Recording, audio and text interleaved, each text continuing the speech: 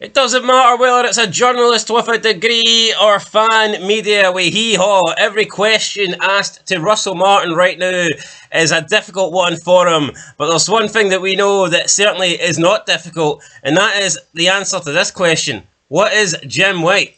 And the answer is, he's a piece of shite. Simon, you're making fun of me, Simon. I can't stand Jim White. Dinosaur, man. Guy roamed the earth alongside T-Rexes and all the other ones. I can't remember the name of, but I tell you what, right? Why are we pretending that journalism's like brain surgery? Whiteosaurus? Whiteosaurus. No, but why are we pretending that journalism is like being a brain surgeon or a doctor, right? See, your qualifications in this field, it doesn't matter, dick. We listen to you and Cameron on Grado's podcast, right? And he's right. It's like, it really does not matter. All that matters is the questions that are being asked. Yeah, it's like you could go and get a degree in journalism, but if you don't know nothing about football, then I mean, what good is it to you? Is that Jim White on the phone there? He's not happy. Jim White's just texted me here. He's like, Scotland. why are you talking shit about me? Aye, but no, the fact of the matter is this, folks, right? See journalism. See these people that go and get a journalism degree. You basically just go to learn how to beat around the bush and get pals and get your wee favourites in that line of work. See the actual people that ask the hard-hitting questions. It's not just a football thing or a sport thing. It's the real world. See today's media, whether it be sport-related or politics or whatever, it is all funneled through into getting the answers that they want pushed out there. Isn't that correct, though? Everything's manipulated and spun a certain narrative. That's the fact. And before we even get into anything he's saying here, right, how Simon Jordan and Jim White can sit there with a straight face and question any Rangers fans who are having a go at Russell Martin is beyond laughable. Because what we're looking at here is the worst start in 47 years for Rangers Football Club. And like I said in my stream earlier, I don't give two shits if it's a club the size of Rangers or it's East Stirling. Do you not agree that if a club has its worst start in 5 decades, the manager has to have questions asked of him? You know, absolutely. Of course he's going to come under criticism, but I think it all boils down to the fact that the likes of Jim White, if there's more fan media, then that's taking views away from him. At the end of the day, that's making him less relevant, and it's making him less money. I mean, these people want to cling to this professional standpoint and this journalism degree qualification that they seem to think that you desperately need in order to understand anything about football. But how difficult really is it to talk about football or ask a question about football? Anybody can do it, and I would argue that the fans of clubs are going to be more. They're going to be more knowledge than. They're going to more. Oh, Jesus Christ! They're going to be more what? Get fucking fired out there, Jambo Bear. Yo, the fact of the matter is this: the Rangers fans, as a collective, mean way more than any of these journalists. Going to these universities is just a load of shite. Look at back in the day when you used to become like police officers, man. Right? These people think they have the qualities and the qualifications that people have today. Of course they don't. But all those fields were better back in the day. Now they just let people in who, because you studied for 5 years. It's a load of fucking shite. It's ridiculous. It's back to the brain. See, unless it's something like the army or a brain surgeon or a doctor, where you want somebody to be actually qualified for that role, you're just asking questions. That's all it is. But it's like this stuff, man. It's just they want you to go to these universities so you're spoon-fed everything, how to treat these people with the cookie-cutter answers that they want to be hearing and what they want to be fed. No, but like before I got distracted, the fans are going to have more knowledge. They're going to be in the know. They're more implemented into the club, so they know the questions that need to be asked. They care more about the answers, so therefore you're just more likely to get better content and better questions and better press conferences. Where if it's fans that genuinely care more asking the questions, like Jim White doesn't give a shit about Rangers. Like what? Rumours are he was a Celtic fan, then he became a Rangers fan. Nah, but which just questions the integrity. Yeah, but Jim, you're with these professional people with the degrees that are on the big media platforms and have their own shows. They're not going to say anything controversial. I mean, they're not going to push the envelope. They're not going to they're not going to do anything like that. They're just going to ask the cookie cutter questions that are softball, basically, questions that are easy for the manager to ask. But like Jim White, what's he really gain? He doesn't really care about a particular answer that Russell Martin's going to deliver. It's the fans that care. So after the Hearts game, Martin used the excuse it's a new team, to which the guy, I believe it was from Heart and Hand, said Hearts have got a new team. And Martin was fucked. He was left on 1-1. The black was behind the white. He was snookered. But see, Jim White and his shitey cronies, they wouldn't have asked that. But that's a legitimate response to what Martin said. Yeah.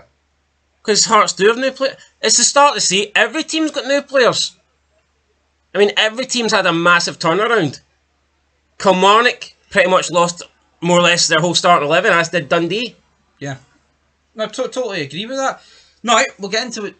He said on the White and Jordan show, and I quote, "In that exchange yesterday we heard between a reporter post-match and Russell Martin, I'm advised that it turns out to be a member of this so-called fan media these days, part of a podcast. He says that Celtic do the same and Rangers seem to do it as well. A member of the fan media or several members get to sit down with the real journalists and fire in questions."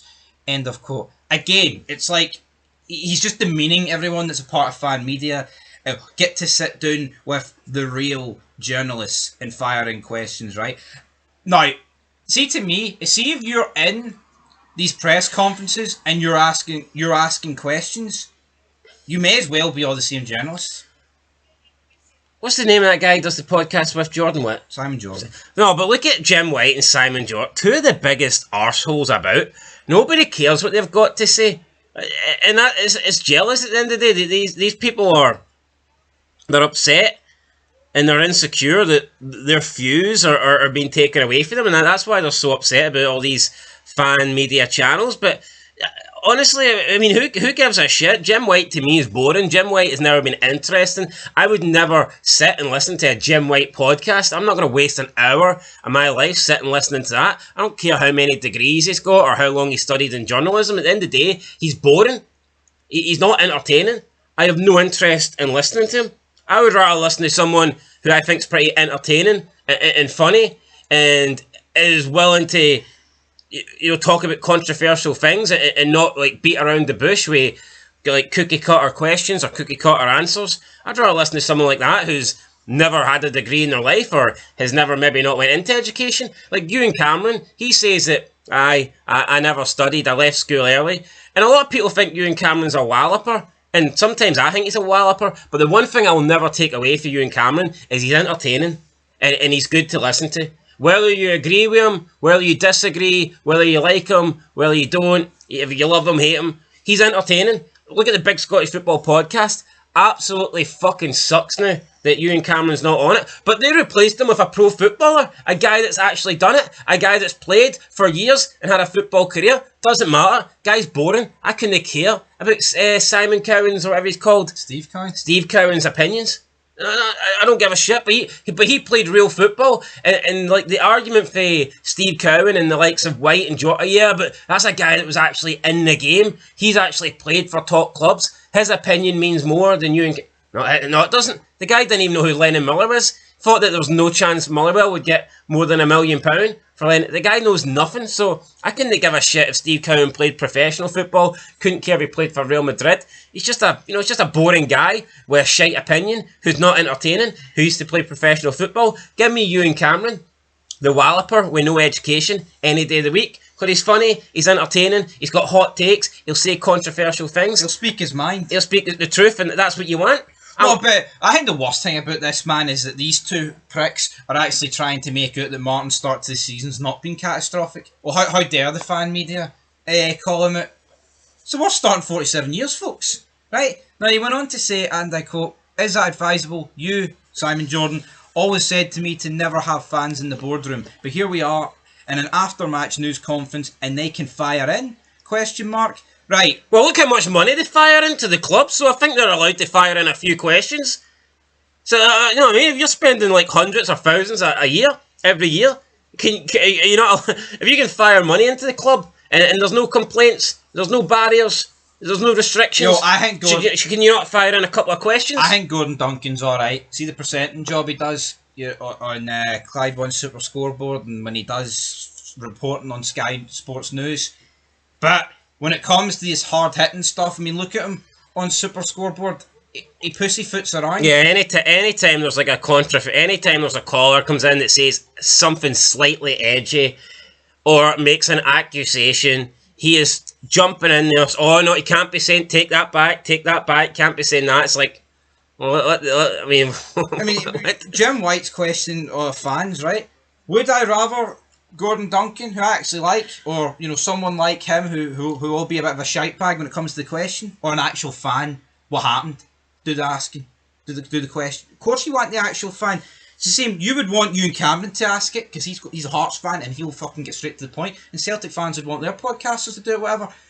I just don't understand why we're trying to pretend that how dare these fans, they can just fire in these questions. Yo, I'll admit. See these AGMs. Sometimes the fans ask completely brain dead questions that waste time. I'll never deny they don't. Sometimes that happens. But we are not dealing with questions here that aren't warranted or are ridiculous. Yeah, but see, like what did you have for breakfast, Martin? But see, like the Jim White and the Jordan guy, Simon Jordan, they're doing this for a paycheck. They're doing this because it's their job. They have no real interest in finding out like particular answers to any questions, or they don't really care about the success or lack of success that clubs are having. They're just there to get paid to do a job and to make money. That, at least with fans, they've actually got something at stake. They've got passion. They actually, the outcome of the club and the outcome of games matter to them. So therefore, yeah, of course they're going to ask the more hard-hitting questions. Of course they're going to be more passionate. Of course they're going to be better to listen to because it means more to them. It's as simple as that. But this whole trying to run them down because they don't have the qualifications or what, it's bullshit. I mean, to me, you don't need experience. You only know why you need experience in this field if you want to get a job at Sky Sports, if you want to get a job at BBC, if you want to get a job on TNT Sports. That's why they hate this, because these people that work for all these big corporations and companies are seeing people on YouTube, right, and other platforms. They get more views, by the way, than all these so-called big medias. You look at, not all of them, but you look at like newspapers, for example. How many times have we seen the Sun or the Daily Record upload a video and it's got a couple hundred views at the most? Well, look at the state of Sky Sports, right? It used to be great. It used to have Phil Thompson, Charlie Nicholas, Paul Merson, great banter, Tessier, right? Now they were all former pros, great players, and also great banter. Who did they end up replacing them with? Right? Boring bastards who were half decent players, right? I like Boyd, right? And I think there is a few other decent ones. But have you not noticed in the last couple of years, Sky Sports is beginning to push like crazy, or the fan media on their channels, because even they're beginning to realise that. Yeah, and Gillette Soccer Saturday's unwatchable now. Yeah, no, they've killed it.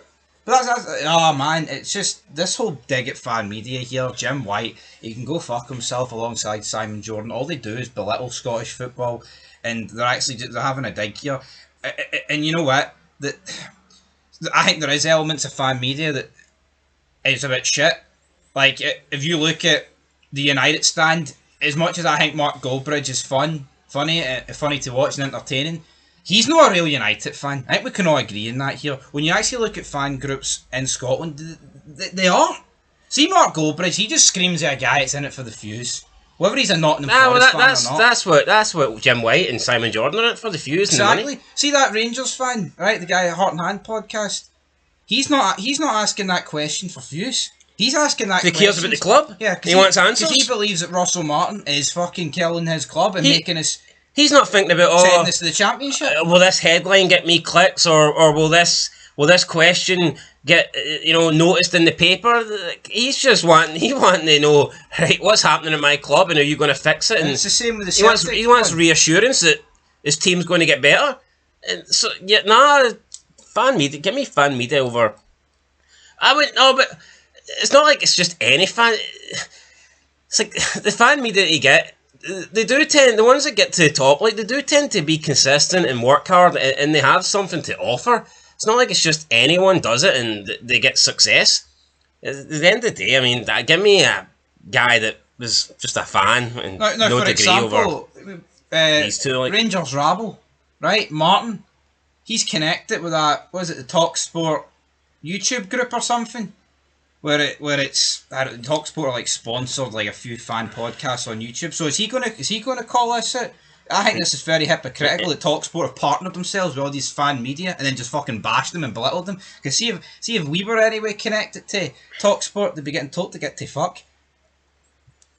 aye. Anyway, I think that's it. Jim White, never liked the guy. Absolute tosspot.